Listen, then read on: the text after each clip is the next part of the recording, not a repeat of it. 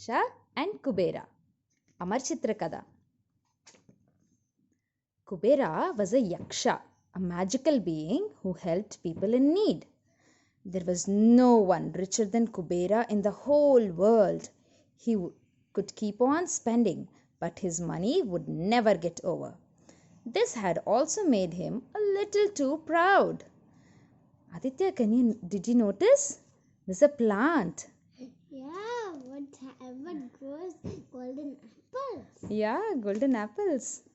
One day, as he leaned against his soft silk cushions on his big golden couch, he thought, my capital city, Alkapuri, is the most beautiful city in the world. And no other god had a palace like mine. He smiled a little smile. I am the richest and most generous of. It is so quiet over here, said Bhadra, his wife, loudly. She was making patterns on floor with gold and silver dust. Let's have a feast, she said. Aditya, did you notice? She's making rangoli with gold and silver. They're so rich, aren't they? What a wonderful idea, exclaimed Kubera. Everyone can come and see how rich I am. Let's see now. Do we have enough gold dishes and plates? If not, get new ones made. Make sure that we serve every kind of food from every land so that our guests can eat whatever they choose. I'll tell the cooks, said Bhadra. They can start right away. It will take some time to cook all the food. Whom shall we call for the feast? Kubera waved his hand and said, call everyone. After all, when the Lord of Wealth has a feast, everybody must come. In that case, I'll need a few hundred more cooks, his wife replied, standing up quickly. Now, I have to take care of the decorations, the flowers, our new clothes. I have so much work. Oh, what excitement there was all over the world. Everyone got their invitations and said they would be happy to come. Alkapuri was dressed up. The palace was painted with a new coat of gold. Beautiful fountains and paintings were used to decorate the already splendid halls. And the kitchens were abuzz day and night with chopping and cleaning and dicing and spicing. Isn't it exciting? Do you want to go to the feast, Aditya? Of course I would. Of course you would. Meanwhile, Kubera was thinking hard. I'd like Lord Shiva and his family to be my special guests. If they come, everybody will know how important I am, he thought. They don't often leave Mount Kailasha, their home in Himalayas. If I go and invite them myself, they will certainly come. Kubera made his way to the freezing cold peaks of Mount Kailasha. How is he going, Aditya? I don't know. What do you think this is? A bird? A bird? It's a flying vehicle. Shiva was happy to see Kubera.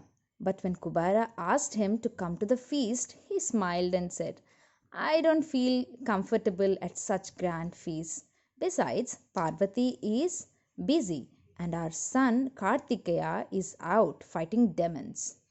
Kubera was very disappointed. Lord, I have told everyone that you and your family will be there, he said. Everyone knows I am one of your greatest followers. They will laugh at me if you don't come to the feast. Well, in that case, said Shiva, I'll send our other son Ganesha. But I wonder if you will be able to feed him properly. He's a growing boy. Just then, a sweet and chubby little boy with an elephant head came out of the cave, laughing and chasing a mouse. Kubera laughed. This little boy? My lord, I am feeding thousands, no, millions that day. Please send him, and I will make sure that he has the most wonderful meal ever.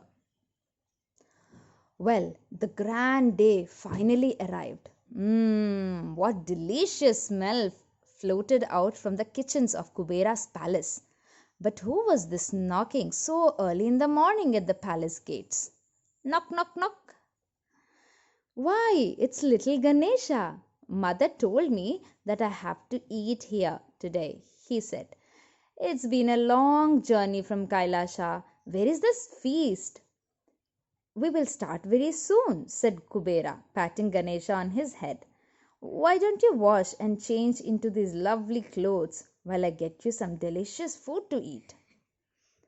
Ganesha was ready in a jiffy. Jiffy means he went like that, he came back in a second. He then sat down in his place and started to eat.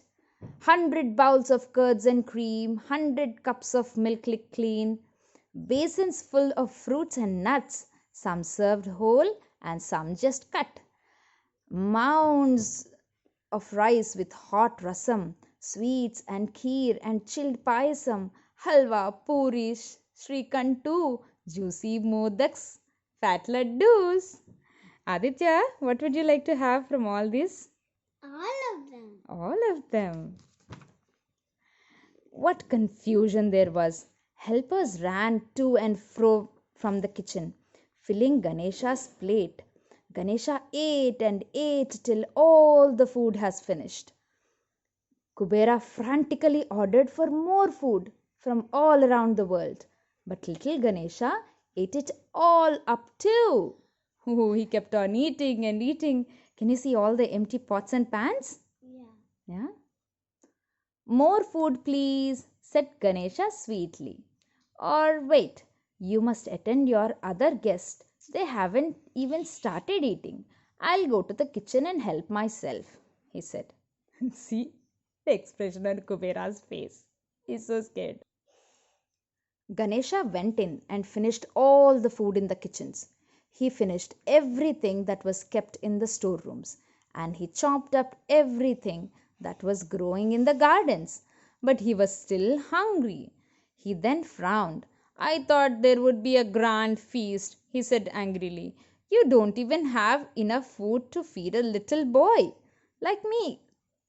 Give me something to eat, or else. You know that I am the chief of my father's warriors, his Ganas. It's eating thing. He's just running away.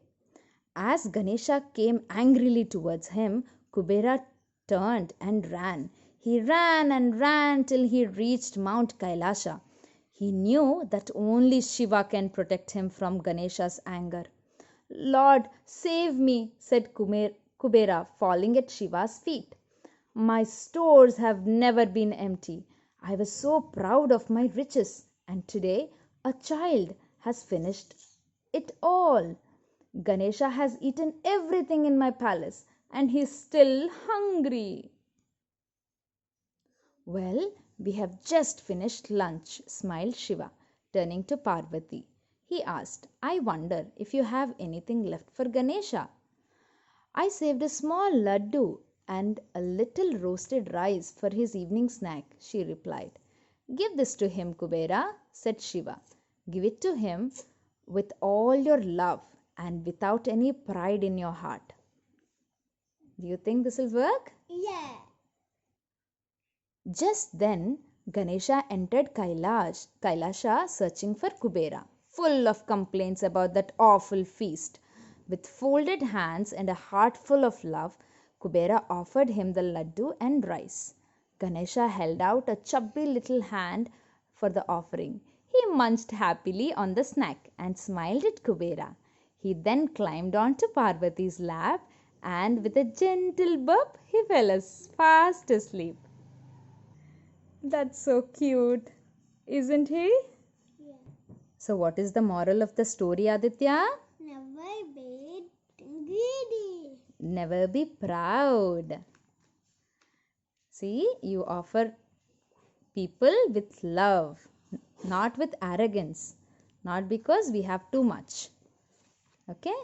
And these are the new words: generous, couch, patterns, splendid, dicing, freezing, peak, in a jiffy, warriors, Ganas. Okay, I hope you had a good time learning today. Enjoyed the story? Say bye bye. Say bye, Aditya.